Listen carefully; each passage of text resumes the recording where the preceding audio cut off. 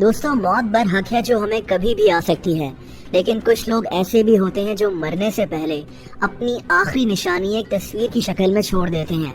آج کی اس ویڈیو میں آپ کو کچھ ایسی ہی تصویریں اور ان کے پیچھے موجود افسوسناک کہانیاں سناؤں گا۔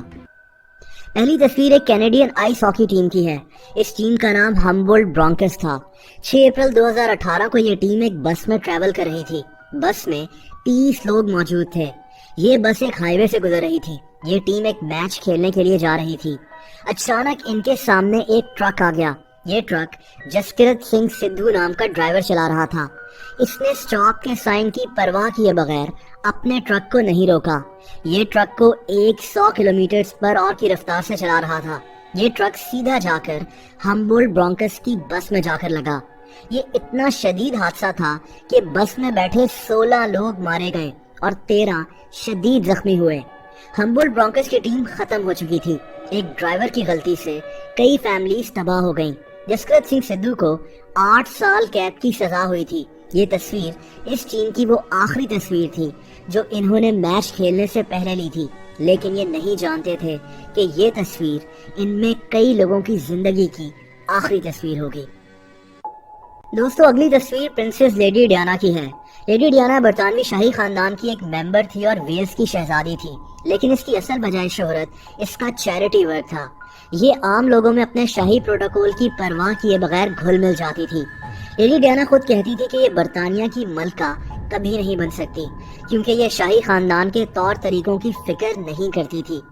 31 اگست 1997 کو لیڈی ڈیانا فرانس میں ایک کار حادثے میں ماری گئی تھی۔ اس کی عمر اس وقت صرف 36 سال تھی۔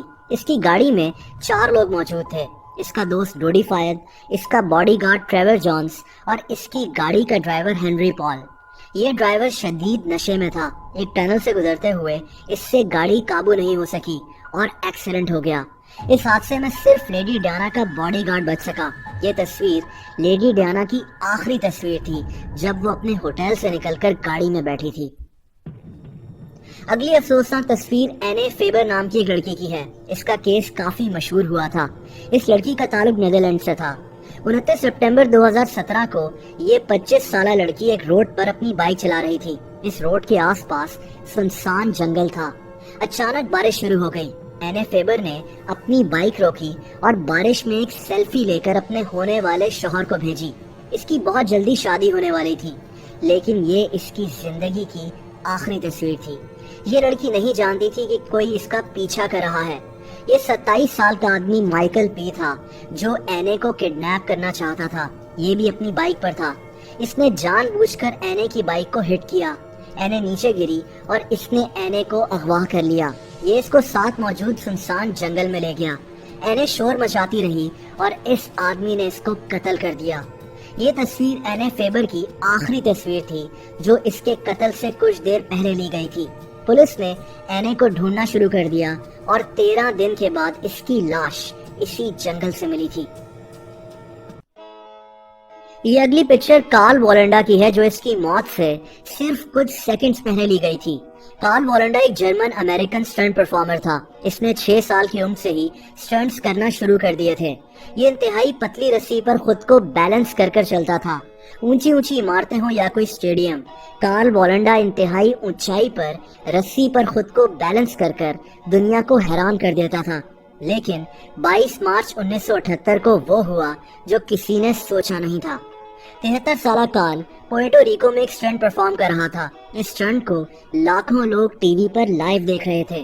پورٹو ریکو کے کونڈاڈا پلازا ہوٹل کی 2 بلڈنگز کے درمیان ایک رسی باندھی گئی اور کارل والنڈا اس پر چلنا شروع ہو گیا، لیکن صرف 30 سیکنڈز چلنے کے بعد یہ اپنا بیلنس لوز کر گیا اور رسی سے نیچے گر گیا۔ یہ لائیو ٹی وی پر دکھایا جا رہا تھا۔ اس کی یہ تصویر اس کی موت سے صرف کچھ سیکنڈز پہلے لی گئی تھی۔ دوستو، فری اسٹائل ڈائیونگ ایک انتہائی خطرناک ایکٹیویٹی ہے۔ اس میں انسان پانی کی گہرائی میں آکسیجن کے بغیر اپنا سانس روک کر جاتا ہے۔ یہ تصویر مشہور ڈائیور نکولس میوری کی آخری تصویر ہے۔ نکولس بہاماس میں موجود ڈینز بلو ہول میں ڈائیو کرنا چاہتا تھا۔ یہ ڈائیو اس نے اپنا سانس روک کر آکسیجن کے بغیر کرنی تھی۔ پانی میں 236 فیٹ گہرائی میں جا کر واپس اوپر آنا ایک ورلڈ ریکارڈ بن جاتا، لیکن یہ انتہائی خطرناک ثابت ہو سکتا تھا، اور افسوس کہ ایسا ہی ہوا۔ 17 نومبر 2013 کو دوپہر کے 12:30 بجے نکولس نے ڈائیو لگائی۔ پانی کی انتہائی گہرائی میں پہنچ کر یہ بے ہوش ہو گیا۔ کچھ دیر تک جب یہ اوپر نہیں آیا تو ڈائیورز کو نیچے بھیجا گیا جو نکولس کو اوپر لے کر آئے، لیکن تب تک اس کی ڈیتھ ہو چکی تھی۔ نکولس کی یہ تصویر اسی ڈائیو سے کچھ سیکنڈز پہلے لی گئی تھی، لیکن یہ نہیں جانتا تھا کہ یہ اس کی زندگی کی آخری ڈائیو اور آخری تصویر بھی ثابت ہوگی۔ دوستو، ہمیں فیس بک اور دوسرے سوشل میڈیا اکاؤنٹس یوز کرتے ہوئے ایک چیز کا بہت خیال رکھنا چاہیے کہ ہم کسی انجان انسان پر فوراً بھروسہ نہ کریں۔ ہمیں نہیں پتا ہوتا کہ اس انسان کی نیت کیا ہے، اور یہی افسوسناک کہانی سڈنی لوف کی ہے۔ نومبر 2017 میں یہ لڑکی ایک آدمی سے انٹرنیٹ پر ملی۔ اس آدمی کا نام آبرے ٹریل تھا۔ یہ سڈنی لوف کی وہ آخری تصویر ہے جو اس نے فیس بک پر پوسٹ کی تھی، جہاں اس نے لوگوں کو بتایا تھا کہ یہ کسی سے ملنے جا رہی ہے، اور پھر 16 نومبر 2017 کو یہ لڑکی غائب ہو گئی۔ پولیس نے اس لڑکی کی تلاش شروع کر دی۔ ان کی تلاش 30 نومبر 2017 کو ختم ہوئی جب سڈنی لوف کی لاش ان کو ایک کالے بیگ سے ملی۔ سڈنی کے سوشل میڈیا اکاؤنٹس کو انویسٹیگیٹ کرنے پر پولیس نے آبرے ٹریل کو گرفتار کر لیا۔ اس قتل میں اس کی بیوی بھی شامل تھی۔ کورٹ میں کچھ حیرت انگیز چیزیں سامنے آئیں۔ یہ آدمی اور اس کی بیوی ایک کلٹ گروپ چلا رہے تھے۔ یہ خود کو ویمپائرز کہتے تھے، اور ان کے مطابق انہوں نے سڈنی لوف کو قربان کیا تھا۔ جیسا کہ میں نے کہا کہ ہمیں انٹرنیٹ پر کسی بھی انجان انسان پر بھروسہ نہیں کرنا چاہیے۔ ان دونوں میاں بیوی کو موت کی سزا دے دی گئی تھی۔ اور یہ آخری افسوسناک تصویر ڈاکٹر جیمی زمر مین کی ہے۔